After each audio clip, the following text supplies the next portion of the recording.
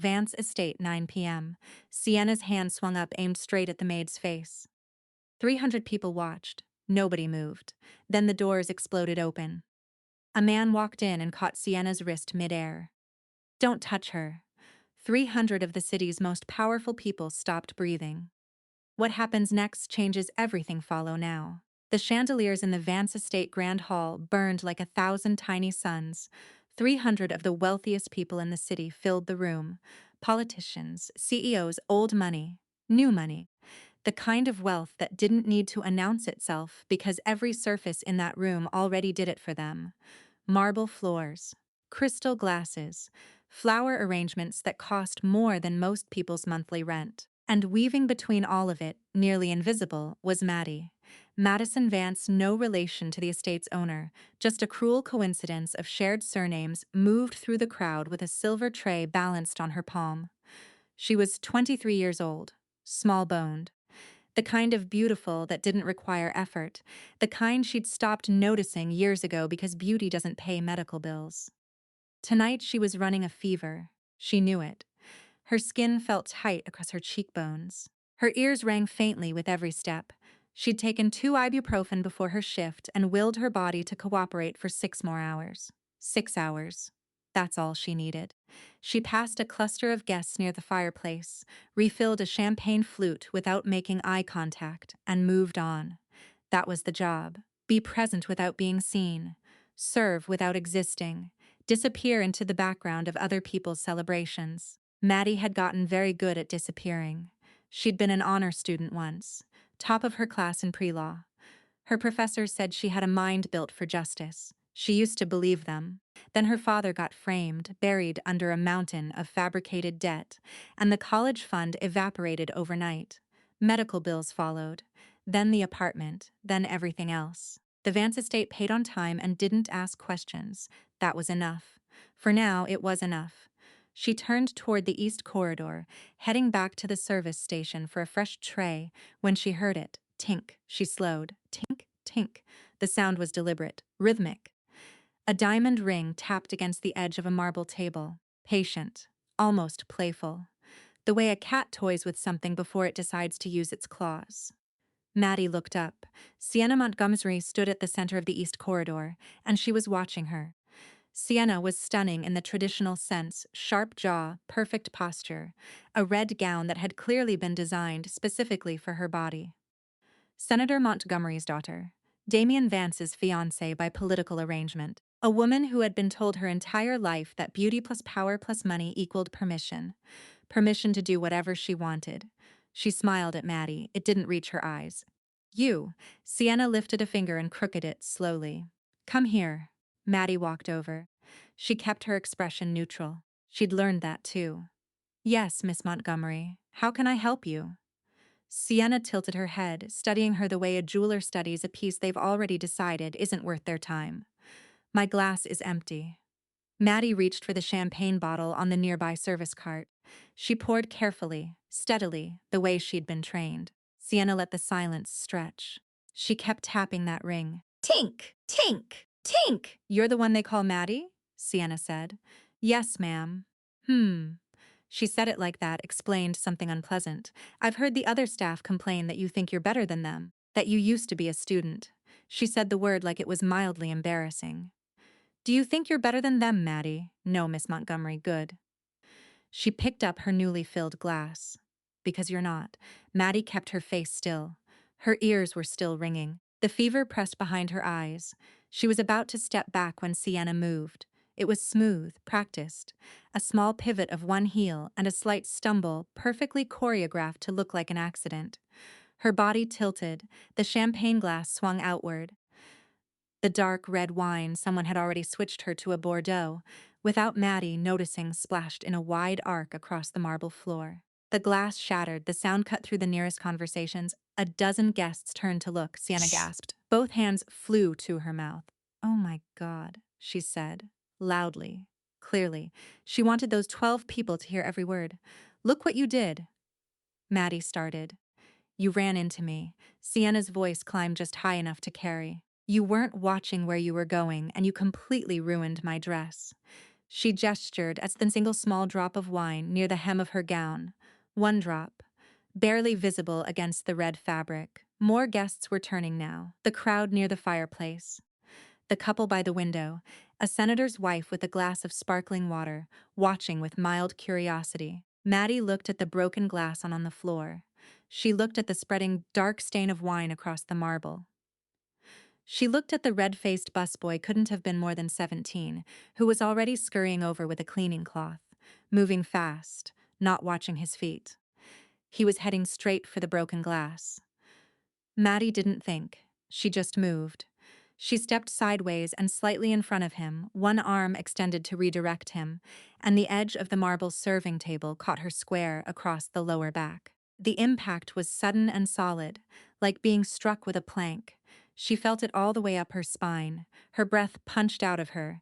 She gripped the table's edge, stayed upright.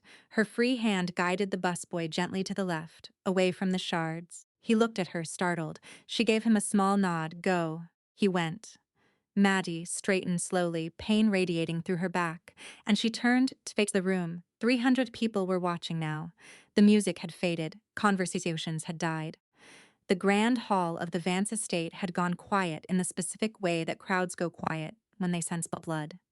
Sienna stood at the center of it, and she was smiling. Not the earlier smile. This one was satisfied. Did everyone see that? Sienna announced to the room. Her voice carried authority, the voice of a senator's daughter, who had never once doubted that people would listen to her. This girl has been reckless and careless all evening. She just destroyed an original piece from Damien's collection and nearly knocked me to the ground. She turned back to Maddie, and something colder settled into her expression. The serving class needs to understand that there are consequences for this kind of behavior. Nobody spoke. Nobody moved to object. 300 wealthy, powerful, influential people stood in perfect, compliant silence.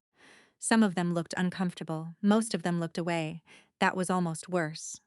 Maddie stood straight. Her back screamed at her. Her fever made the edges of the room swim slightly. She pressed both feet firmly into the floor, focused on the physical sensation of standing, and kept her chin level. She would not bow her head. She'd decided that a long time ago. She would do this job with her whole self. But she would not bow her head. Sienna peeled off her right glove. It was a slow, deliberate motion. Diamond-encrusted leather, each movement theatrical and precise. She set the glove down on the edge of the table as if setting down something she'd no longer need. Then she reached up and touched the side of Maddie's face, a cold fingertip, tracing her jaw with something that might have looked like tenderness from across the room. It wasn't. You have a pretty face, Sienna said quietly, only for Maddie. It would be a shame to make an example of it. Then she stepped back and raised her voice for the room again. But that's what lessons are for. She raised her hand. The room watched. And Sienna Seal Montgomery swung her palm directly at Maddie's face in front of 300 silent witnesses under the blazing light of crystal chandeliers. The sound of Sienna's palm never landed, because that was the moment the oak doors at the far end of the grand hall exploded open. The doors didn't just open, they detonated. Both panels swung back and hit the walls simultaneously, the impact sending a shockwave through the grand hall that made crystal glasses tremble on their stems. The sound was physical. It landed in the chest before the brain could process it. 300 people flinched. Sienna's hand stopped mid-swing, and Damien Vance walked in. He was tall, well over 6 feet, and he moved through doorways the way storms move through valleys. Not loud, not chaotic, just utterly, completely in charge of every cubic inch of space around him. Dark suit, no tie, the top button of his shirt open. He hadn't dressed for a gala. He'd come from somewhere else, something else, and he'd come fast. His face was extraordinary, not in a polished, manicured way, in a raw, geometric way, strong jaw. Dark eyes that registered everything at once. The kind of face that made artists reach for charcoal and made enemies reach for the nearest exit. There were no scars on that face. But there was something in it that said he'd earned the right to be standing exactly where he was. 4 bodyguards flanked him. Heavy men in dark clothing, hands loose at their sides, eyes scanning the room with professional efficiency. The room was silent. Sienna's hand was still raised. Damien's gaze crossed the grand hall in half a second, found Sienna's raised arm, found Maddie's pale face, and understood everything. He crossed the room in 10 strides. Nobody spoke, nobody moved. 300 guests parted without being asked, pulling back from the center of the floor the way water pulls back from a stone dropped into it. No one bumped into each other. No one protested. They simply moved, because everything about this man said, move. He was 4 steps away when Sienna realized what was happening. She started to lower her hand, tried to compose her expression into something appropriate, tried to speak. He was 2 steps away when his own hand came up. One motion, clean and absolute. His fingers closed around Sienna's wrist in the air, stopping her arm completely. Don't touch her. His voice didn't shout, it thundered. There's a difference. Shouting is volume without weight. What came out of Damien Vance was something that started deep and moved outward, filling every corner of the hall, vibrating up through the marble floor, making the crystal pendants of the chandeliers sing softly against each other. Sienna went rigid. The room went rigid. Damien held her wrist exactly 1 moment longer than necessary, long enough for every person present to understand clearly what had just been stopped. Then he released her. A controlled, deliberate release, not a shove, not a throw, simply an unclenching. The way you set something down that doesn't deserve the energy of throwing. Sienna stumbled back 1 step, her composure cracked visibly, just for a second. Then the senator's daughter reassembled herself, her jaw tightening, something furious and humiliated flashing across her face. Damien didn't look at her again. He stepped over the broken glass on the floor with complete disregard for what it represented, Sienna's manufactured drama, the whole staged scene, and he turned to face Maddie directly. Maddie hadn't moved. She was still standing exactly where she'd been, chin level, back straight despite the pain radiating through it, fever making her skin look fragile as paper under the chandelier light. Up close, Damien could see the slight tremor in her hands, the pallor beneath her cheeks. He reached up and shrugged off his coat. It was a $20,000 bespoke wool coat, the kind of garment that probably cost more than 6 months of Maddie's salary, and he placed it around her shoulders without ceremony. No performance. No announcement. He draped it across her like it was the most obvious thing to do. Because to him, apparently, it was. The coat swallowed her. It was warm from his body. Maddie looked up at him. She hadn't planned to. It just happened. And for 1 unguarded second, something crossed her face that wasn't strength and wasn't fear. It was just exhaustion. The specific, profound exhaustion of someone who had been holding themselves again by sheer will and had just felt, for the first time in a long time, something solid to lean against. She didn't lean, but she felt it. Damien's eyes moved across her face. Clinical at first, checking for immediate harm. Then they dropped slightly and caught on something at her collar. A locket. Silver. Small and worn at the edges, the chain slightly bent where it had been jostled during the chaos. It had fallen open. Inside, barely visible, was a photograph of a woman. Soft-faced, warm-eyed, caught in a candid moment, laughing at whoever was holding the camera. Damien's expression changed. It was subtle. Almost nothing. The smallest shift in the muscles around his eyes, the briefest hesitation in his breathing. But it was real. He recognized that face. He looked at Maddie again, then back at the locket. Something moved through him that he didn't show, but it was there, pressing against the inside of his chest like a fist that had just clenched. He closed the locket gently with 1 finger, carefully, as if it were something precious. Then he turned around to face the room, all 300 of them. Politicians and businessmen and socialites and old money and new money, and everyone who had stood there in hands in their expensive clothes and watched a young woman be humiliated in front of them and said absolutely nothing. His eyes moved across them, slowly. He took his time. "Who gave any of you the right?" he said, his voice carrying across every inch of the hall, low and clear and utterly without mercy. "To strip a human being of her dignity in my home." Not a single person answered. Because there was no answer. He knew it. They knew it. He wasn't asking for an explanation. He was holding up a mirror and making them look at themselves. This estate is mine, Damien continued. Every person employed within it serves under my protection. That is not a courtesy. That is a guarantee. His gaze moved to the guests who had looked away during the incident, the ones who had found the floor or their champagne glasses very interesting. Silence in the face of cruelty is not neutrality. It is a choice. And tonight, every one of you made it. The room remained perfectly, painfully still. Sitana's voice finally cut through, sharp and brittle with indignation. Damien, this is completely— Not now, Sienna. 2 words, quiet, absolute. Sienna went silent. Damien turned back to Maddie one last time. He looked at her for a moment, really looked. The way people almost never look at the people who serve them. And then he said, quietly enough that only she could hear, "You're done for tonight. Lucas will take you to the East Wing to rest. Don't argue with me." Maddie opened her mouth, closed it, gave one small nod. And somewhere in the back of the silent grand hall, an elderly butler in a perfectly pressed uniform stepped forward from the shadows where he'd been watching everything. His face composed but his eyes deeply, quietly moved. Lucas had worked for the Vance family for 30 years. He'd seen many things in that time.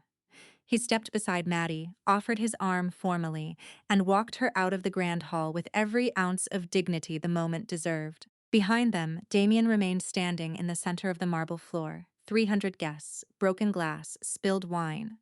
A fiancé whose wrist still felt the ghost of his grip. Nobody moved until he gave them reason to. Nobody dared. The East Wing guest room was quiet and warm. Lucas had brought Maddie a bowl of soup, a fresh compress for her back, and a glass of water with 2 tablets she didn't ask about but took anyway. He hadn't said much. He didn't need to. There's a kind of respect that doesn't announce itself, and Lucas had been practicing it for decades. "Sleep," he'd said at the door. "You're safe here tonight." She'd nodded. He'd left. Maddie sat on the edge of the bed for a while, still wrapped in Damien's coat. She should have taken it off. She didn't. Her phone buzzed. She glanced at it, expecting nothing. Her social life had dwindled to almost 0 in the last 2 years and froze. It was a photo. Her father's hospital room. She recognized the pale green walls, the specific arrangement of the medical equipment, the thin white blanket he always kicked off to one side. She recognized all of it. And the photo showed, very clearly, someone's gloved hand partially unplugged from the ventilator port. Not fully, just enough. A message below the photo read, "Behave, or the next photo won't be a warning." Maddie sat very still. Then she stood, moved to the window, and pressed her forehead against the cool glass. Outside, the estate grounds glittered with event lighting. She could hear, faintly, the resumption of the gala below music. Distant laughter, the chime of glasses. She breathed. She had survived tonight.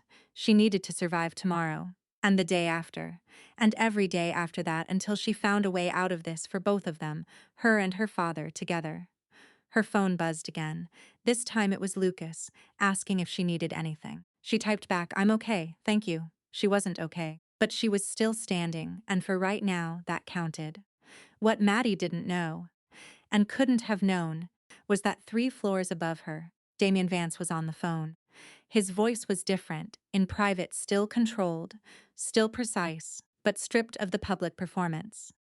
He was speaking in short, clipped sentences to someone on the other end, and the words ambush and Eastern Dock featured prominently. His jaw was tight. His eyes were already somewhere else. A syndicate emergency. The kind that didn't wait for Gallus to end. He left the estate within 20 minutes. Sienna watched his motorcade pull away from an upstairs window, and then she smiled. She waited 1 full hour, long enough for the gala to wind down, for the guests to begin filtering out, for the estate to transition from celebration to its quiet, late-night skeleton crew. Then she moved. She didn't do it loudly. She didn't storm the East Wing. Sienna Montgomery's was many things, and stupid was not among them. Loud cruelty was for amateurs. What she practiced was something more efficient, precision. She started with the maid quarters. A priceless heirloom necklace, pulled from Sienna's own jewelry collection, placed deliberately inside Maddie's small staff locker. Then a word in the right ear. Then another. Whispered suggestions, half-formed implications, the kind of social poison that spreads on its own once you introduce it to the right environment. Did you see what happened tonight? Damien was furious. They're saying she's been stealing from guests. They found something in her locker. I'm not saying it's true, but management is going to investigate, and anyone connected to her is going to be questioned. Fear is a powerful thing. Fears of losing a job, fear of being associated with trouble, fear of the people in power turning their attention toward you.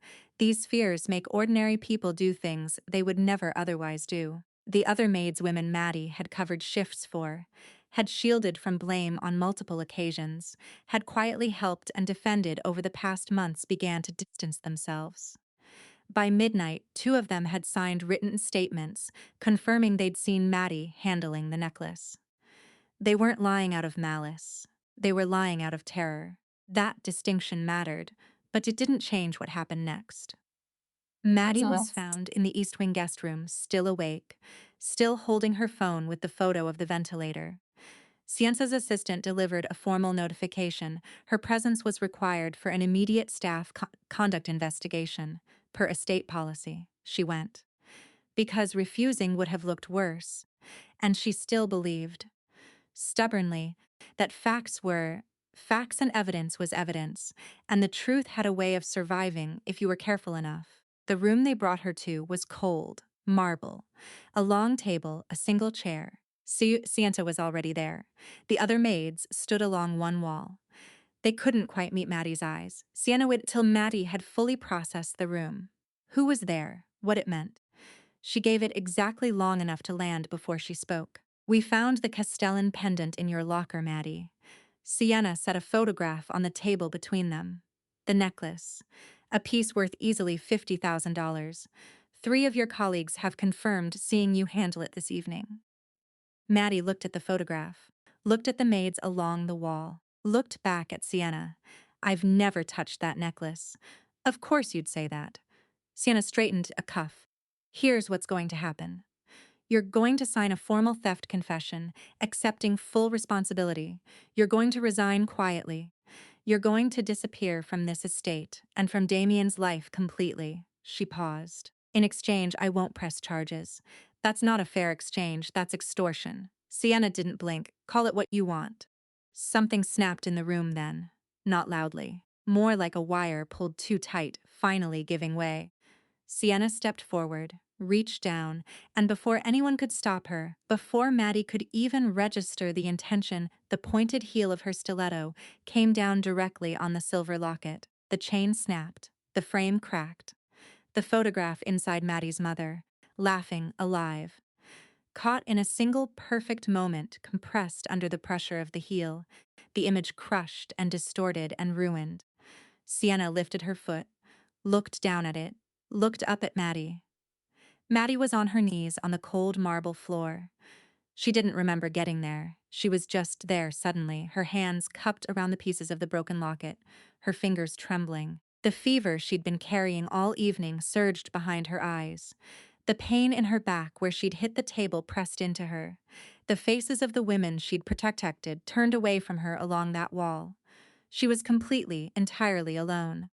Sign the confession, Sienna said above her. Her voice was flat, businesslike, and disappear forever. She crouched down, put her mouth close to Maddie's ear, her voice dropping to something private and absolute. Or your father stops breathing in that hospital bed before midnight. Maddie's hands shook around the broken locket pieces. The cold from the marble floor pressed up through her knees, and in the ruins of her mother's photograph, she stared at the shattered pieces of the last thing she'd had left. Maddie signed nothing that night. She sat on that cold marble floor for a long time after Sienna left the room, long enough for the other maids to file out one by one, some of them pausing near the door as if they might say something, then deciding against it and leaving anyway, long enough for the estate to go fully quiet around her. Then she picked up every piece of the broken locket, carefully. Even the smallest fragments of the frame. She wrapped them in a folded tissue she found in her pocket and held the bundle in her closed fist. Then she stood up. Her back hurt. Her fever had climbed. Her head felt like it was filled with wet sand. But she stood up, and she started thinking. That was the thing about Maddie that people like Sienna consistently miscalculated. They saw a small, pale girl in a maid's uniform, and they saw fragility. They saw someone to push over. They didn't see the 2 years of pre-law coursework, the hours spent studying contract language and legal procedure in the university library, the brain underneath the fever, and the grief that was still, even now, categorizing everything Sienna had done tonight into its proper legal classifications. Extortion, coercion, destruction of personal property, witness manipulation. All of it was real. All of it was provable with the right documentation. Maddie went back to the East Wing guest room, sat down at the small writing desk, and spent the next 3 hours working. She wrote down everything: times, exact words, names of witnesses who had been present.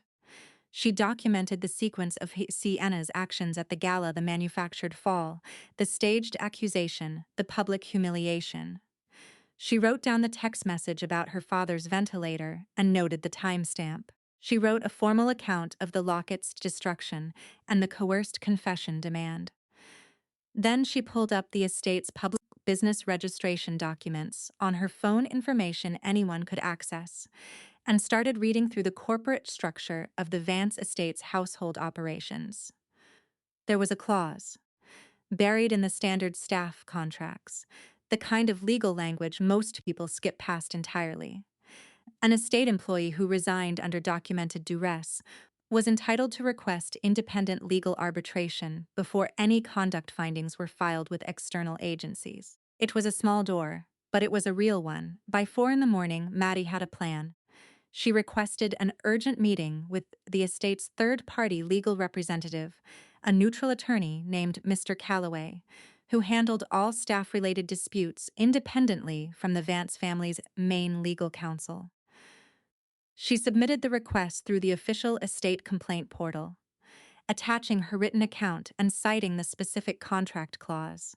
Mr. Calloway arrived at 9 the next morning. He was a thin, precise man in his 60s, reading glasses on a chain, briefcase worn at the corners. He read everything Maddie gave him without expression. When he finished, he looked at her over the top of his glasses. "You documented all of this overnight?" "Yes, sir." He was quiet for a moment. "You have a legal background?" "I studied pre-law for 2 years before I had to leave." He looked back down at the documents. Then he picked up his pen. What followed was 4 hours of careful negotiation. Maddie laid out her position clearly. She would resign, which resolved the estate's interest in a quiet conclusion. But she would not sign any theft confession, because no theft had occurred, and signing a false statement would be perjury. In exchange for a clean, documented resignation with no misconduct findings, she needed 2 things: emergency medical fund access sufficient to cover her father's immediate care, and a formal written release confirming she left voluntarily, with no legal liability attached. Sienna wasn't present for the negotiation. Maddie suspected she hadn't expected one to happen at all.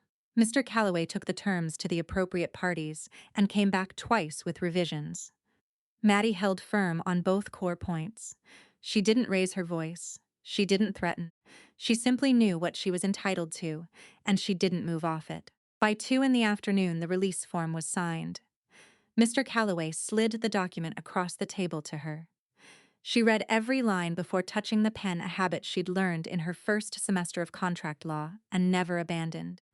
Then she signed her name in her clear, steady handwriting. The emergency fund transfer was confirmed within the hour, enough to clear her father's current treatment balance and cover the next 3 months of care. Real money, in a verified account, documented and witnessed. Maddie thanked Mr. Calloway formally and walked out of the Vance estate for the last time. The afternoon was overcast and cool. She had a small bag over one shoulder. Everything she owned from the staff quarters fit inside it, and the bundle of locket pieces still in her coat pocket. She walked to the bus stop, rode 3 stops to the transit hub, and caught the Crosstowns line toward St. Ellery's Medical Center. For the first time in weeks, she let herself think about what came next. She could apply for a research assistant position somewhere. Her legal knowledge, even incomplete, was real and applicable. She could find a small apartment. She could visit her father every day. She could start rebuilding something slowly. From the ground up, one honest day at a time. She let herself feel it, that fragile, tentative thing. Relief. The bus stopped 2 blocks from the hospital. She got off and walked, her pace quickening as she got closer, already mentally rehearsing what she'd say to her father when she walked through his room door. The hospital's front gate came into view, and then 4 black SUVs pulled up to the curb in front of her. The doors opened before the vehicles fully stopped. Men in dark clothing stepped out. Professional, organized, fast. Sienna's private security, she recognized one of them from the estate. They spread across the sidewalk, cutting off the path forward, and both directions left and right. Maddie stopped. She looked at the man nearest to her. He was large and expressionless, hands clasped in front of him. "Miss Vance," he said, like it was a courtesy. "Please come with us. I have a signed release," she said, witnessed by Mr. Calloway. "Any interference with me right now is legally." "The release is valid," the man said. He almost sounded apologetic. "Miss Montgomery isn't disputing the release." "Then what is this?" He reached into his jacket pocket and produced a folded document. She took it, opened it. It was a legal acquisition notice. Formal, stamped, authenticated. 2 days ago, before the gala, before any of last night, Sienna Montgomery had purchased a private medical debt portfolio from an intermediary financial company. The portfolio contained, among other accounts, the full outstanding medical debt attached to her father's ongoing care. The release had cleared the estate's emergency fund payment. But Sienna had moved the debt itself before that payment could catch it. The funds had landed in an account that no longer held the relevant debt. Technically, legally, the payment had processed correctly and completely. Technically, legally, it had also paid nothing that mattered. There was more. A guardianship transfer, buried in the acquisition paperwork. Her father had been reclassified as a dependent under the medical debt portfolio, and temporary medical guardianship had been transferred to the acquiring company, which was wholly owned by a shell corporation, which traced back, if you had the patience to follow it, to Sienna Montgomery's family trust. Her father was gone, moved to an undisclosed facility, classified under this paperwork as a lawful asset. Maddie read it twice. Her eyes moved across the language carefully, the way she'd trained them to, looking for the error, the overreach, the procedural flaw that would make it fall apart. There wasn't one.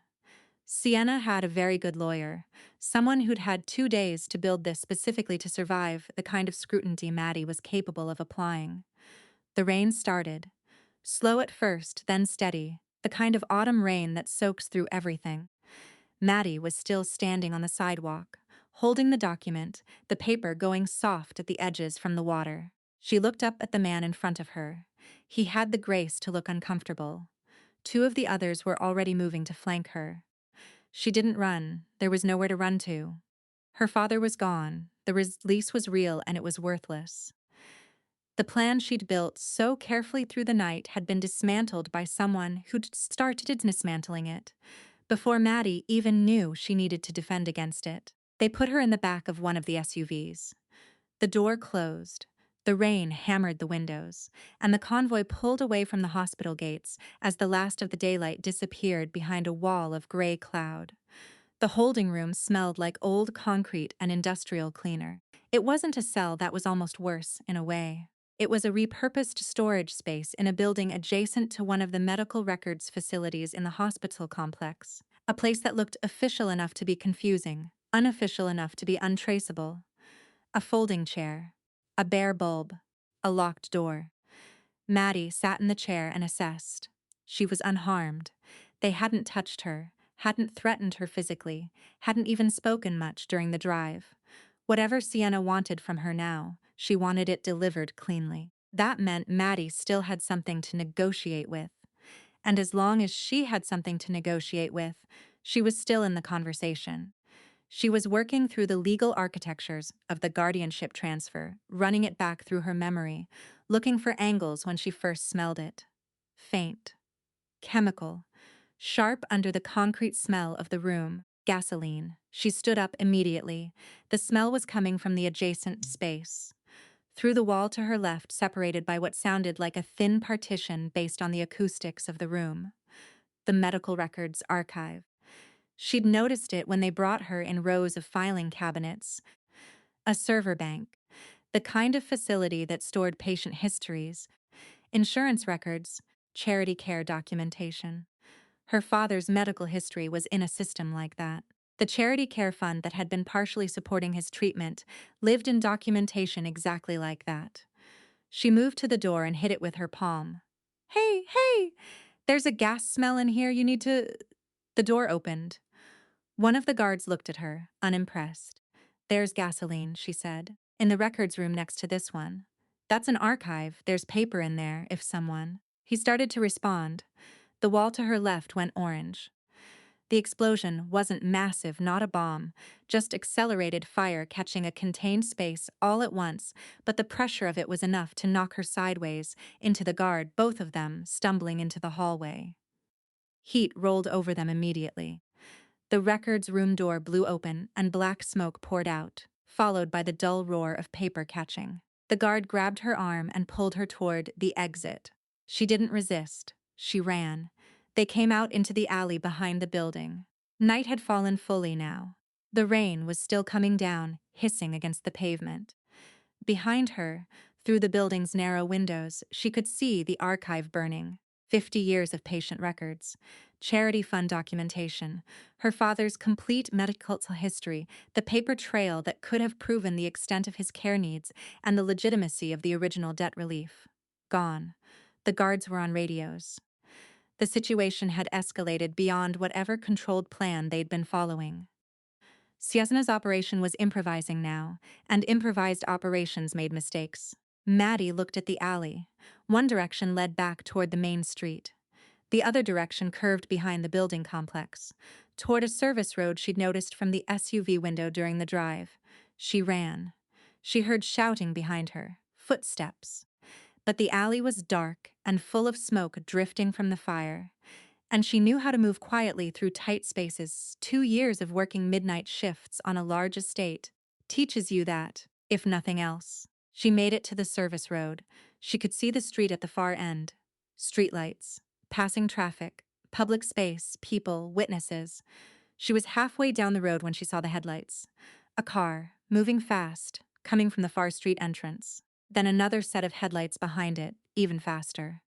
The second car hit the first at an angle, both of them skidding sideways. And then the road was chaos, doors opening. Men moving. The hard, flat sound of gunfire cracking through the rain. Maddie threw herself against the alley wall. She pressed flat, made herself small, and tried to understand what she was seeing. Sienna's men, and someone else. Moving toward each other with the specific, grim efficiency of people who had done this before. Rival hitmen she didn't know who. Didn't know which of Damien's syndicate enemies had chosen tonight to make a move. Didn't have enough context to piece it together. What she knew was that she was standing in the middle of it. A figure broke from the second car and moved down the service road toward her. She recognized the outline of him, the height, the build, the way he moved like the ground beneath him was always exactly where he needed it to be. Damien. He'd survived the ambush at the eastern dock. He'd come. He was moving toward her. 2 of his men providing cover fire from behind the car, and for 1 second their eyes met across the dark. Rain-soaked alley, and something passed between them that required no words at all. Then the shot rang out from somewhere above and to the right, not aimed at Damien, aimed at the space between them. Maddie felt it before she understood it, a force against her left side, below her ribs. Sharp and immediate, the breath knocked completely from her lungs. She looked down. Her hand went there instinctively. Shrapnel. From where a bullet had struck the brick wall beside her, a fragment of stone and metal jacket had caught her side. Not a direct shot, but enough. She sat down on the wet pavement. She hadn't meant to. Her legs just made the decision independently. The rain fell on her face. She looked up at the slice of sky between the buildings, dark, no stars, just heavy uncertain set of clouds lit orange from the fire behind her. She could hear the gunfight continuing, but it sounded far away now. Everything sounded far away. Her hand was pressed to her side, and it came away dark. She thought about her father, somewhere in an undisclosed facility, moved there by a document she hadn't been able to stop. She thought about the archive burning. She thought about Damien running toward her and not knowing if he would make it, not knowing if the men with guns between them would stop him. She thought about her mother's photograph, crushed under a stiletto heel on a marble floor. The rain kept falling. Her back hit the pavement as her arms gave out, and she lay there in the mud and the water. The fire's glow reflected in the puddles around her. Completely broken and hollowed out by the sheer accumulated weight of everything that had gone wrong. She was bleeding, she was freezing. She believed. In that moment, with the clarity that extreme exhaustion and blood loss produce, that she had lost. That her father was beyond her reach. That the world she'd tried so hard to fight through had simply decided, finally and permanently, that she didn't matter enough to save. A red laser dot appeared in her peripheral vision. Slow and deliberate, it moved across the wet pavement toward her, up across her leg, across her torso. It stopped at the center of her chest. The rain came down. And Madison Vance lay in the mud of a back alley and stared up at the orange-lit sky, with the sniper's red light burning steadily over her heart. The red dot disappeared. 1 second it was there, centered on Maddie's chest, steady and patient. The next it was gone, swept away by a burst of blue and red light that flooded the alley from both ends simultaneously, police sirens. Loud, overlapping, the sound bouncing off the brick walls until it was everywhere at once. Tizer screamed. Doors, shouted commands in the clipped, practiced cadence of a tactical response team. Officers in full gear poured into the service road from both ends, weapons drawn, flashlight beams cutting through the rain and smoke. The gunfight stopped. The men on both sides scattered or dropped to their knees with hands raised, the instinct toward self-preservation, overriding whatever objectives they'd arrived with. Damien was already at Maddie's side. She hadn't seen him cross the distance. One moment she was looking at the sky, the next his hands were on her, one pressing firmly against her injured side, the other lifting her head out of the standing water on the pavement. His face was close. Rain ran down it in straight lines. "Stay awake," he said. "Quiet, direct. No panic in it, just absolute insistence. Maddie, stay awake." She focused on his face. It helped. The paramedics reached them within 4 minutes. Damien stepped back only enough to let them work. And he stayed in her line of sight the entire time, a fixed point to orient to, while hands moved over her, while equipment came out, while questions were asked and vitals were taken. She answered everything clearly. Her name, the date, what had happened. Her voice was steady, if thin. The wound was significant but not fatal. The shrapnel had torn the skin and muscle along her left side without hitting anything critical. She'd lost blood. She was hypothermic from the rain and the pavement. Her fever, already present from the night before, had spiked.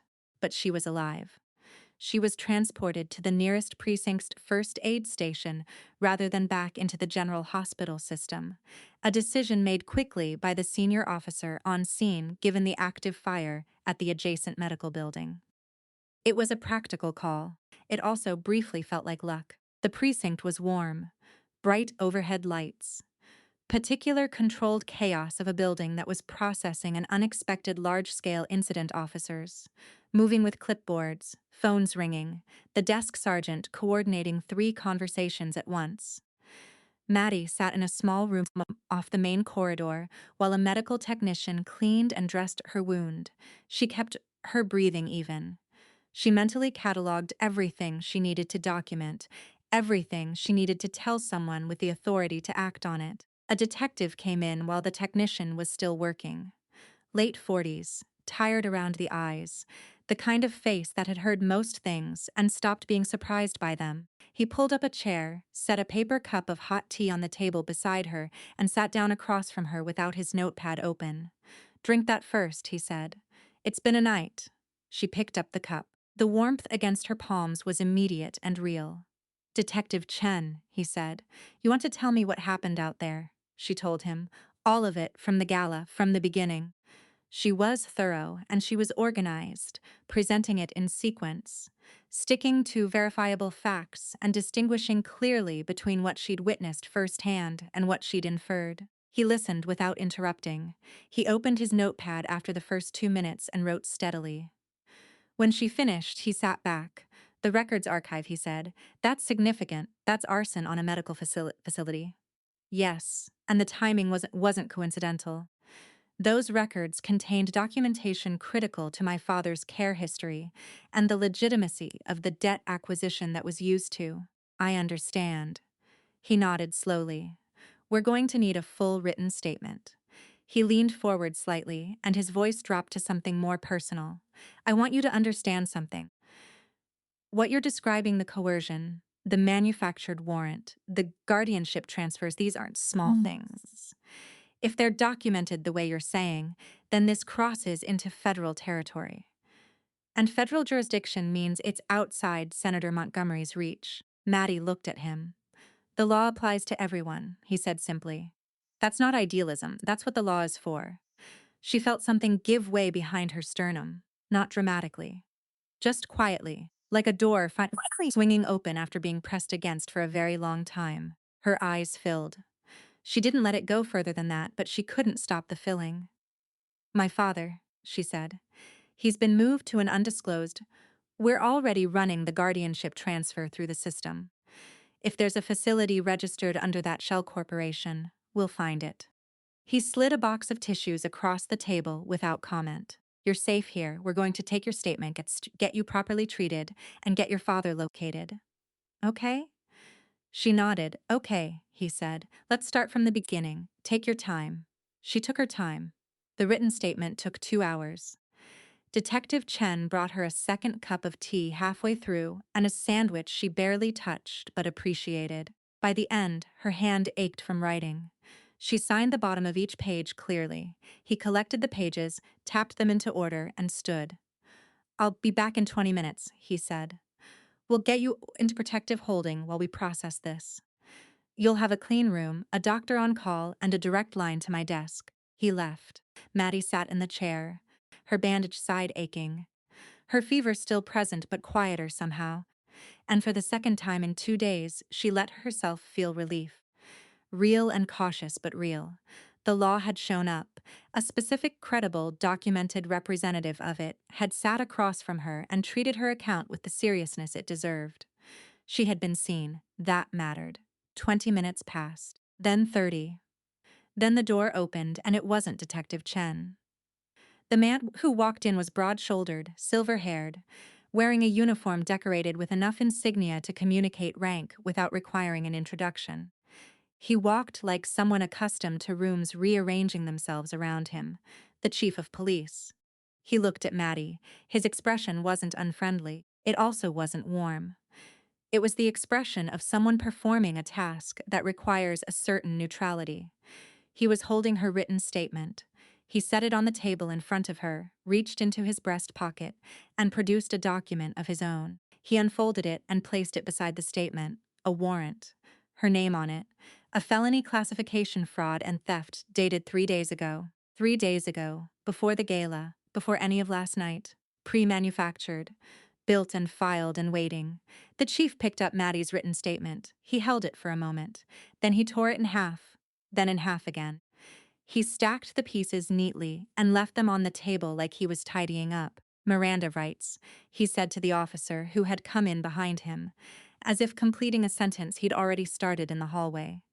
Then to Maddie, professionally, "Please stand and put your hands behind your back." Maddie stood very slowly. Her side pulled with the movement. She put her hands behind her back. "This is illegal," she said. Her voice was steady. She needed it to be. "Whatever arrangement has been made with Senator Montgomery's office, you are personally and criminally liable for." "Ma'am, please don't make this harder than it needs to be." The handcuffs clicked on. She was walked out of the room, past the main desk where the sergeant had been coordinating phones he didn't look up, and through a side exit where an unmarked vehicle was waiting. Not a police transport. A private vehicle. Dark. No markings. Sienna's private security was there. The same broad, expressionless man from outside the hospital. He took custody of her from the officer, with the practiced ease of a handoff that had been arranged well in advance. Detective Chen appeared in the doorway behind them. He stopped when he saw what was happening. His face went through several expressions, quickly confusion, then understanding, then something that looked very much like shame. "Chief," he started. "Extradition transfer," the chief said without turning around. "Already processed." Chen stood in the doorway and did nothing. Maddie looked at him as they guided her toward the vehicle. She wasn't angry at him. She recognized what she was seeing. A man who understood, in real time, that the institution he worked inside had just done something corrupt, and who was calculating, in real time, the personal cost of challenging it. That calculation was its own kind of tragedy. A blindfold was produced. She didn't resist it. They put her in the back of the unmarked transport, and the door closed, and the vehicle moved, and the sounds of the precinct disappeared behind her, bound, blindfolded, in the hands of the people who had been trying to destroy her. The road was smooth for a while, then rough. The drive was long enough that she lost track of direction. She focused on breathing, on staying present, on the things she still knew to be true. She was alive. She was conscious, and she still knew everything she knew. That was enough. It had to be enough. The vehicle stopped, doors opened, hands guided her out into air that smelled like industrial space and damp earth.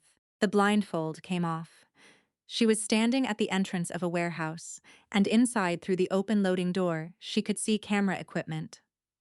Lights, a live stream setup, professional and deliberate, already transmitting to a screen where small viewer counts were climbing.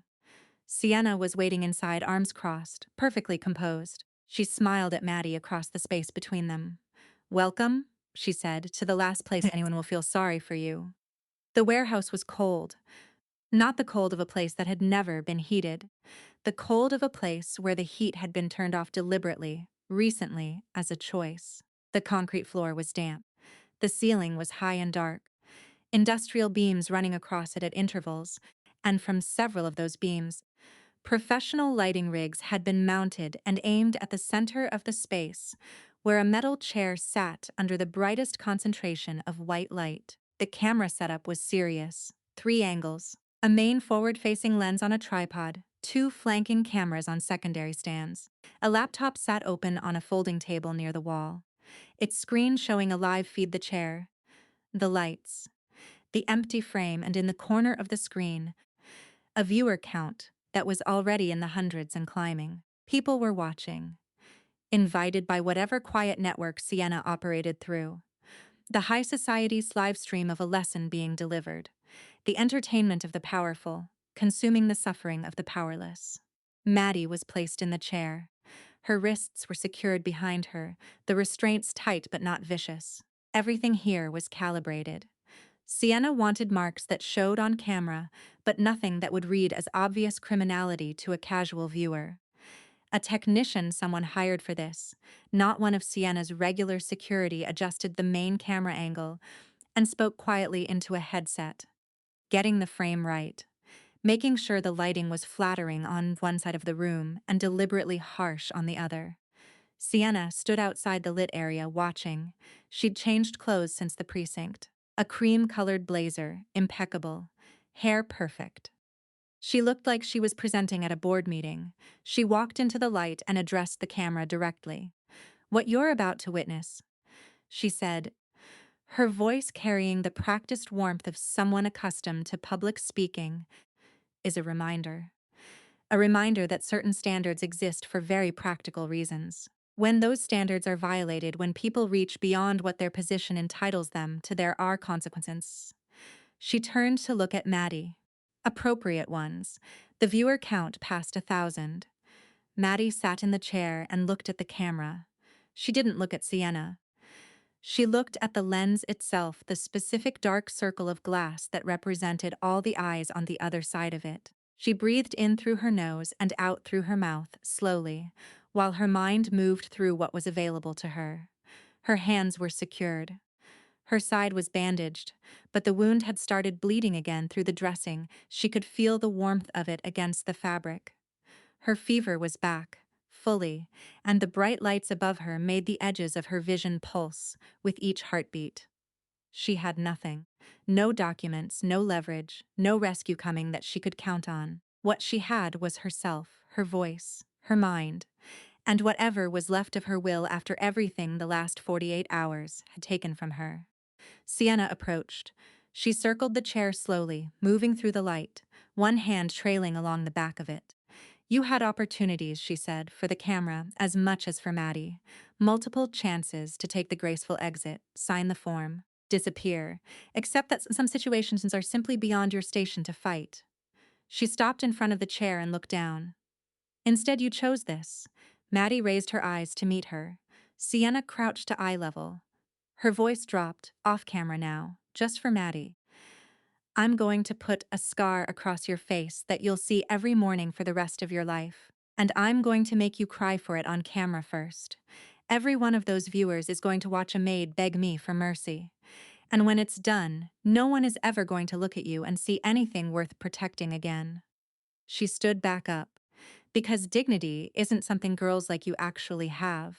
It's just something you borrowed and forgot to return. Maddie looked at the camera.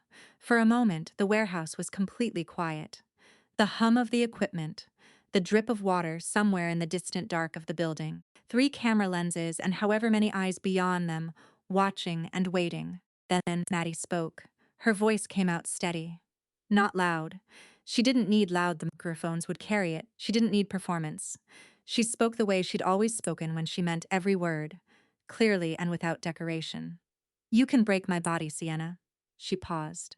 Let it land. But you cannot make me worthless. Sienna went still. This maid uniform is my job, not my dignity. Maddie kept her eyes on the camera, on whoever was watching. My life and freedom are worth just as much as yours. The silence stretched. Sienna's expression passed through something complicated, surprise quickly buried. Then a colder, harder anger, the anger of someone who has for tears and received clarity instead, who expected a performance of defeat and got something that looked uncomfortably like its opposite. She reached for the iron crowbar propped against the folding table. Her hand closed around it. Maddie watched her lift it and didn't close her eyes. If this was what came next, she would face it with her eyes open. She had told the truth. Whatever happened to her body after that was Sienna's crime, not her failure. She lifted her chin. Sienna raised the crowbar, and the roof detonated inward. Not metaphorically. Not gradually.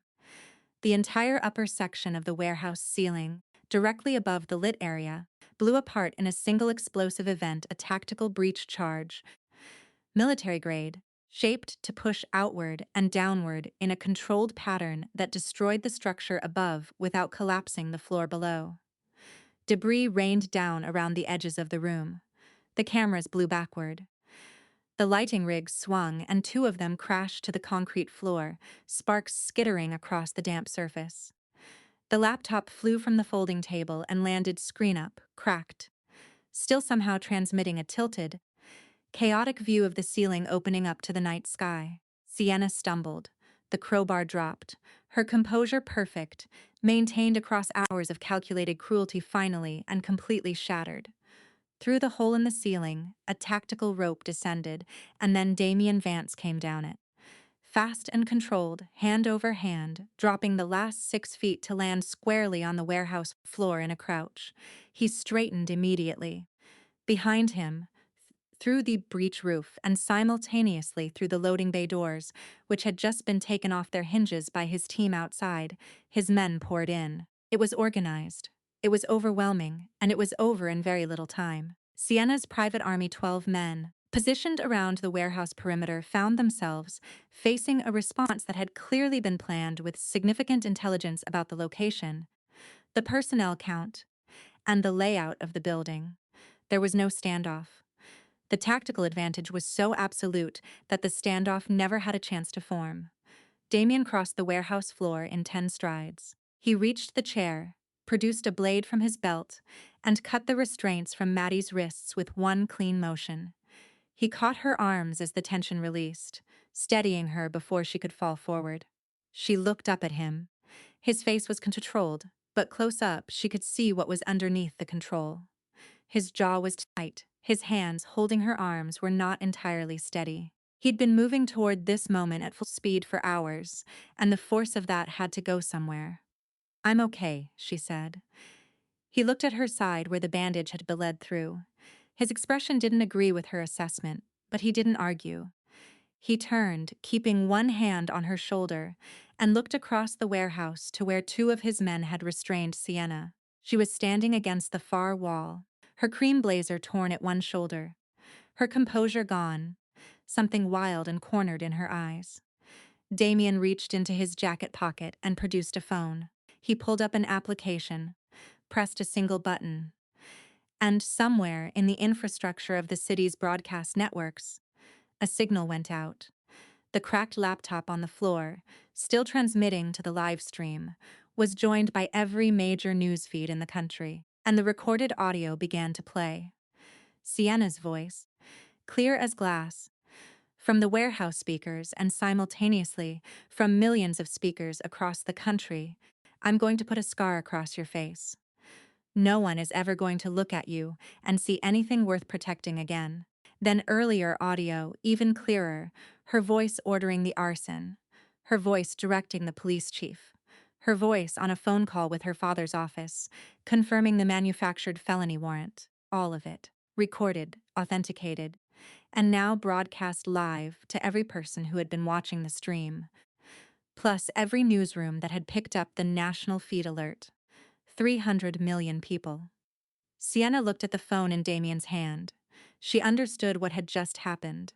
The color drained from her face completely. Damien stood in the center of the warehouse, surrounded by fallen corrupt power and broken equipment, and the cold night air pouring in through the hole in the roof, and he looked at her for a long moment. Then he turned to the warehouse entrance. Federal vehicles were pulling up outside. He'd known they were coming. He'd made the calls himself, hours ago, before the breach, before the descent when he'd had the intelligence, the evidence, and the recording, and had chosen to do this the right way, loudly, publicly, permanently. The federal agents came through the loading bay door and moved directly and efficiently toward Sienna Montgomery. One of them had handcuffs, one of them had a warrant, and the third was already on the phone with Senator Montgomery's office, delivering news the senator had not yet had time to prepare for. Damien turned back to Maddie. She was still in the chair, her wrists marked from the restraints, her side bleeding slowly, her fever-bright eyes watching everything around her, with an expression that was exhausted and clear-eyed and completely undefeated. He took off his jacket, a different one from the gala, less expensive, currently more meaningful, and placed it over her shoulders. She looked up at him. "You came back," she said. "I told you," he said quietly. "No one touches you as my home." She looked around at the warehouse. "This isn't your home." Something shifted in his face, almost a smile, almost. "No," he said, "but you are." The warehouse filled with federal agents the way water fills a room, steadily, completely, leaving no corner untouched. Sienna Montgomery stood as instinct off the far wall with her wrists in handcuffs and her cream blazer torn at the shoulder. And for the first time in her life, she looked like exactly what she was. A person who had made choices and was now meeting their consequences. She tried to speak twice. Both times, the federal agent beside her said, quietly and firmly, "Ma'am, I'd advise you to wait for your attorney." Both times she stopped. Her attorney was going to have a very difficult night. Damien stood in the center of the warehouse, while his team coordinated with the federal unit, one hand still resting on Maddie's shoulder. Not possessively, just present. "The way you keep contact with solid ground when the world has been shaking, the senator?" One of his men asked quietly, passing close with a tablet. "They're picking him up at the Capitol dinner," Damien said. "He'll be in custody before 10. His man nodded and moved on. Damien had built this in layers. He understood, better than most people, that power doesn't fall because you hit it hard once. Power falls when you hit it from every direction simultaneously, when you remove every exit before the person inside realizes the walls are closing. He'd spent the hours between the Eastern Dock ambush and the warehouse breach doing exactly that. Evidence to federal prosecutors. authentication of the recordings, asset freeze requests filed through 3 jurisdictions, and the broadcast the national feed hack deployed at the precise moment Sienna's own live streams was still running, so that her audience of elite voyeurs became, involuntarily, witnesses to her confession. She'd built a stage. He'd redirected the cameras.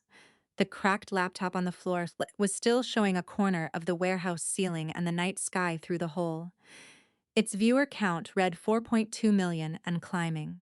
News desks across the country were running the audio. Sienna's voice, her own words, playing on televisions in hotel rooms and late-night diners, and on phones in the hands of people who had been at the gala 2 nights ago. One of the federal agents, senior, silver-haired, the kind of deliberate that comes from 30 years of doing things correctly, approached Damien. "The asset freeze is confirmed," he said. "Montgomery Family Trust, the Shell Corporation, the medical debt portfolio." He paused. "Including the guardianship transfer. Reversed? Reversed and nullified as of 20 minutes ago. The father is being located now. We have the undisclosed facility on record. From the acquisition paperwork, your team pulled it faster than ours did, frankly. A small acknowledgement in that. Not quite admiration, but close to it. He should be back in St. Ellery's by morning." Maddie had gone very still beside Damien. He felt it, the shift in her, the way she stopped breathing for a second and then started again differently. He looked down at her. Her eyes were wet. She didn't move to wipe them. She just sat with it, this news, letting it be real. Her father was alive. Her father was coming back. The thing that had been held over her head for 2 days, the cruelest leverage, the most targeted cruelty, it was gone. Damien crouched in front of her chair so their eyes were level. He didn't say anything immediately. He just let her have the moment. After a while she said, "You did all of this. Not accusatory. Not even grateful yet, exactly. Just factual, trying to hold the scale of it." "I had the evidence," he said, "and I had time to use it correctly. You hacked the national news feed. Borrowed," he said, temporarily. Something flickered across her face that was almost a laugh, but didn't quite make it. He stood, turned to the warehouse, to the assembled agents, and his own men, and the cameras that were still, somehow, still transmitting. He raised his voice clearly, not performing, not delivering a prepared speech, just saying the thing that needed to be said, loudly enough that everyone present and every microphone in range would carry it. Money does not grant you immunity, and status does not make you superior. He looked at Snenza as the agents moved her toward the door. A maid's blood demands the exact same justice as a king's. Nobody clapped. Nobody needed to. The silence that followed was the serious kind, the kind that means people are actually thinking, rather than just waiting for their turn to speak. The federal agent, escorting Sienna, paused at the doorway. She turned once, a reflex, maybe, or an impulse to have the last word. But she looked at Damien and then at Maddie, and whatever she found in both of their faces made her turn back around and walk out without speaking. The door closed behind her. Outside, cameras from 3 different news networks were already set up in the parking area. Their lights blazed against the dark. Damien could see them through the blown-out loading bay entrance. And he knew that by morning the story would be in every format, every language, every corner of the world that cared about the intersection of power and accountability. He went back to Maddie. "Can you stand?" he asked. She considered the question honestly, but slowly. He offered his hand. She took it. She stood, one hand pressed carefully to her bandaged side, and she was upright, unsteady. Fever flushed, marked by 2 days of everything that had been done to her but standing. "Lucas has a car outside," Damien said. "Let's go home." She looked up at him. "I don't have a home right now." "Yes," he said simply. "You do." They walked out together, through the loading bay, into the blaze of camera lights and the cold night air. The news crews scrambled. The federal agents held the perimeter. And the woman who had been stripped of nearly everything walked out of the warehouse with her chin level and her eyes open, exactly the way she'd faced everything else. The room smelled like sunlight and white orchids. Maddie woke up slowly, the way you wake when your body has finally decided it's safe to let go completely. No alarm, no noise, just warmth and clean sheets and the particular quality of morning light that comes through curtains that are not hiding anything. She turned her head. Her father was in the armchair beside the bed, a blanket across his lap, reading glasses pushed up on his forehead, asleep. His breathing was even. His color was better. The portable monitoring equipment beside him was quiet and green and steady. She watched him breathe for a long time. He'd arrived at the estate's medical wing in the early hours of the morning, transported from an undisclosed facility by federal medical transport. The doctors said he was stable. The previous disruption to his care, whatever had been done to his treatment protocol during the guardianship transfer, had been caught in time and corrected. There would be ongoing recovery. There would be careful months ahead. But he was here, and he was breathing, and the monitoring equipment was green and quiet and steady. Maddie sat up carefully. Her side ached a clean, healing ache, which was different from the sharp, wrong feeling of the night before. Someone had redressed the wound properly while she slept. She was in soft clothes that weren't hers, and her hair had been carefully brushed. And on the small table beside the bed, there was a glass of water and a bowl of congee that was still faintly warm, covered with a cloth. Lucas, she thought. That was Lucas. She picked up the water first, then the congee, and sat in the warm morning room eating quietly while her father slept. The door opened. Damien came in without knocking, which she was beginning to understand was simply how he moved through spaces, not rudeness, just an absence of performance. He was carrying 2 cups of coffee. He saw her sitting up, saw the empty congee bowl and the slight tension she hadn't noticed in his face released. He handed her one of the coffees, pulled a chair from the corner, and sat down, not too close, not too far.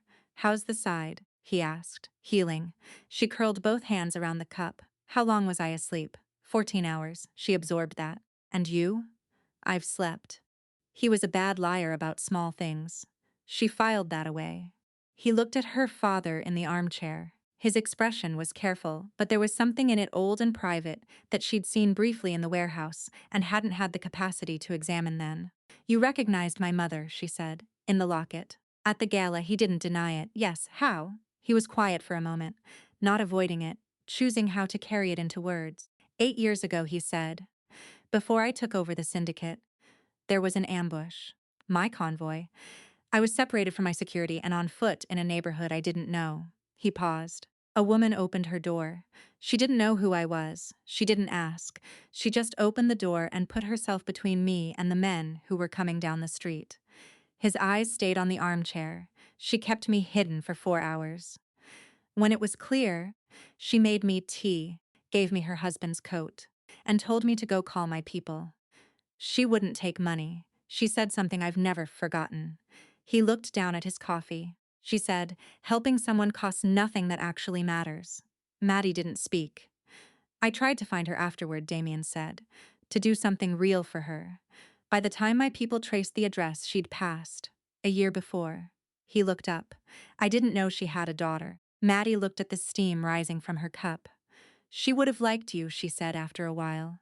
"She liked people who did things for the right reason and then made themselves scarce." A pause.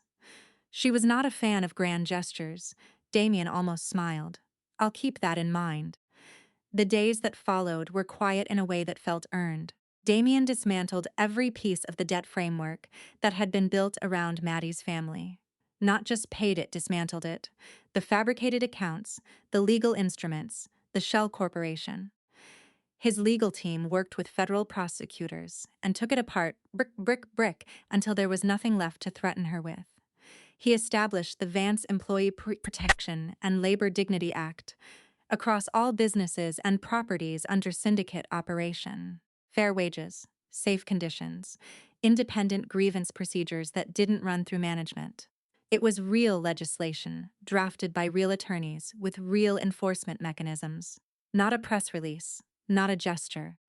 A structural change that would outlast any one person's goodwill. Lucas oversaw the implementation at the estate. He did it with the careful, thorough attention of someone who had been waiting a long time to be asked. Maddie started seeing a therapist, a recommendation from the estate's medical staff that she accepted without argument. because she was honest enough with herself to know that surviving something doesn't mean you've processed it. She worked through the anger and the grief and the complicated, layered weight of having been systematically disbelieved and discarded.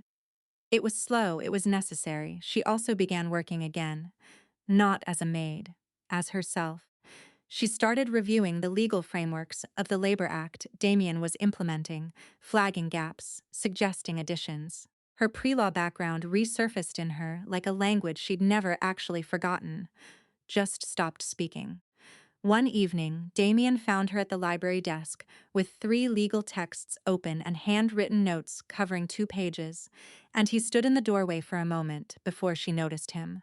When she looked up, he didn't comment on the books or the notes. He just set down a velvet box in front of her. She looked at it, then at him. "It's not a ring," he said preemptively, which made something in her chest ease immediately. She opened it. Inside was a folded document, a deed. She picked it up and read it line by line, the way she always read things. A property. An address she recognized, her family's ancestral home, sold years ago to cover early debt. Restored. Renovated. Registered entirely in her name, with no encumbrances, no liens, no strings. She read it twice. "This is mine," she said, not a question, making sure the reality of it was real. "Yours," he said. She set it down carefully, put her hand flat on top of it. She didn't cry. She'd done a lot of crying over the last weeks. In therapy, in the privacy of her room, with her father sitting nearby and knowing enough to just be present. Right now, what she felt wasn't grief. It was something forward-facing. She looked up at him. He was watching her, star with the same directness he brought to everything, no performance, no calculation, just him.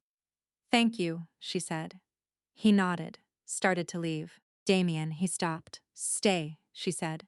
"I'll make room at the desk." He looked at her for a moment. Then he pulled a chair over, settled into it, and picked up one of the legal texts. They sat together in the library while the evening went dark outside, and neither of them needed to say anything else.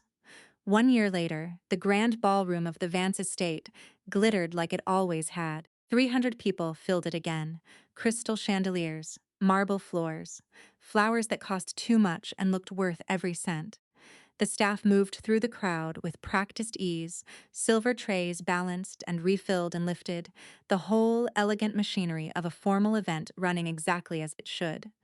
But the crowd was different. At table 7, near the east windows where the light was best, sat a woman named Clara, who had spent 19 years working in hotel laundry services before a labor rights initiative had connected her with legal representation. She was wearing a navy dress she'd bought herself last month, her first formal purchase in years, and she was talking to the man beside her, a former dock worker named Hector, who now ran a worker advocacy nonprofit in the Southern Port District with the ease of 2 people who had found themselves, unexpectedly, at a table where they belonged. At the front table, 3 of Damien's estate staff sat as honored guests rather than servers. Lucas was among them. He was in his best suit and his posture was, if possible, even more precise than usual, because he was a man who took the significance of moments seriously, and this one was significant. The entertainment industry hadn't been invited. The political class had been selectively trimmed. The guest list had been rebuilt from the ground up around one question: who has actually done something for someone else? It produced a different room, warmer, more honest. People introduced themselves by their work rather than their net worth, and the conversations that followed were more interesting for it. At 8 o'clock, the lights on the stage at the head of the ballroom came up. Damien stood at one side of the stage, and he was, as he always was, extraordinarily difficult to ignore. Tuxedo, no tie, the same dark eyes that had swept a room full of corruption 1 year ago and found it wanting. He was not hosting tonight. He wasn't the story tonight. He was there for her, which was exactly where he wanted to be. Maddie walked to the microphone. She was wearing a simple gown, ivory, clean lines, nothing that shouted. She was glowing in a way that had nothing to do with the dress, and everything to do with a year of therapy, and good food, and sleep, and meaningful work, and the particular transformation that happens when a person is, finally, genuinely safe. Her eyes were clear, Her spine was easy, not forced straight but naturally upright, the posture of someone who had nothing to prove and therefore stood comfortably in her own height. The room quieted. She looked out at the crowd, at Clara in her navy dress, at Hector, at Lucas, spine perfectly straight, eyes bright, at the servers moving through the crowd, each of them employed under contracts that Maddie herself had helped draft, that guaranteed them fair wages and legal protection and the right to refuse unsafe conditions without fear of consequence. She looked at Damien. He gave her a small nod. That was enough. She leaned toward the microphone. True power is not measured by how many people bow before you, she said. Her voice carried the full room, clear and unhurried. True power is measured by how many people stand taller because you lifted them up. She paused, looked across the room again. Every single human being, regardless of their title, their clothes, or their wealth, holds an inherent right to respect, safety, and love. The room was still. Then Clara started clapping. Hector joined her. Lucas's hands came together with the contained force of a man who had waited 30 years to applaud something that deserved it. The sound spread outward from those three and moved through the ballroom until it was everywhere. 300 people on their feet, the crystal pendants of the chandeliers trembling faintly with the sound. Not for power, not for money. For this. For a woman who had been pushed to the floor and stood back up, and then turned around and offered her hand to everyone still kneeling. Maddie stepped back from the microphone. Damien was there. He crossed the stage in 3 steps and he pulled her into him.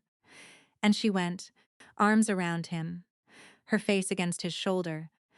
And he held her the way you hold something that you almost lost and have not forgotten the weight of that almost. He kissed her, under the chandeliers in the ballroom where a year ago someone had tried to erase her. In front of 300 witnesses who were still clapping, she kissed him back. Below the stage, Lucas produced a handkerchief from his breast pocket, pressed it briefly to the corner of one eye, and then returned it with great dignity. He looked at no one. He offered no explanation. Some things didn't require one. Later, after the applause had settled, and the tables had moved into dinner, and the warm, genuine noise of actual conversation filled the room, Damien and Maddie stood together at the edge of the east windows overlooking the estate grounds. She had a glass of water. He had coffee. Neither of them spoke for a while. Outside the grounds were lit with soft lighting, the same grounds she'd crossed in the dark a year ago, carrying everything she owned in one small bag. I used to walk out there every night after my shift, she said, trying to figure out how to get my father free and get us both somewhere safe. She looked at the gardens below. I didn't know where that was. Do you know now? She considered it honestly. Yes. He looked at her. It's not a place, she said. I thought for a long time it was a place. Somewhere safe to arrive at. She turned from the window. It's this. Being able to say the true thing without being afraid of it. Being able to stand somewhere and not calculate whether it's allowed. She met his eyes. Having someone who hears you. He didn't answer immediately. He looked at her with the full, direct attention that was his particular way of telling the truth. You always had that, he said. You just had to wait for everyone else to catch up. She smiled. Not the careful smile she'd worn for 2 years. The one that didn't reach past the surface. This one went all the way through. Below the windows, the party continued. The staff circulated with silver trays. Clara laughed at something Hector said. Lucas raised his water glass in a small private toast at no one in particular, or perhaps at everything. And at the edge of the east windows, in the ballroom that had once tried to be her ceiling, Madison Vance stood next to the man who loved her not as something to protect, not as something to fix, but as an equal, as a partner, as someone whose stories was still being written and was only getting better. And she let herself finally simply be glad to be alive. The chandelier light caught the edge of a small silver chain at her collar. Restored, repaired with careful, professional hands, the photograph inside preserved and mounted behind new crystal.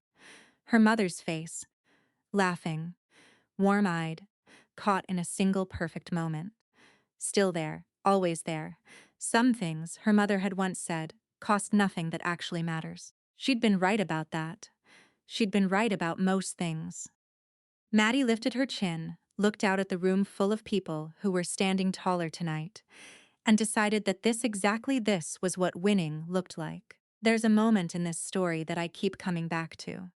Not the explosion, not the handcuffs snapping onto Sienna's wrists, not even Damien descending through that warehouse ceiling like something out of a nightmare your enemies have. It's the moment Maddie is bound to a metal chair, bleeding, feverish, completely alone, and she lifts her chin and looks straight into the camera and says, "You can break my body, but you cannot make me worthless." That's the whole story right there. Everything else is just the world finally, the catching up to what she already knew about herself. Here's what this story is actually about, underneath all the drama and the power and the chandeliers and the mob bosses. It's about dignity, not the kind you're handed because of your last name or your bank account or the table you're seated at. The kind you carry inside you, that nobody gave you and therefore nobody can take. Maddie never stopped being who she was. She lost her education, her home, her mother's photograph, her freedom, her safety, and she still never once bowed her head. She didn't survive because someone rescued her.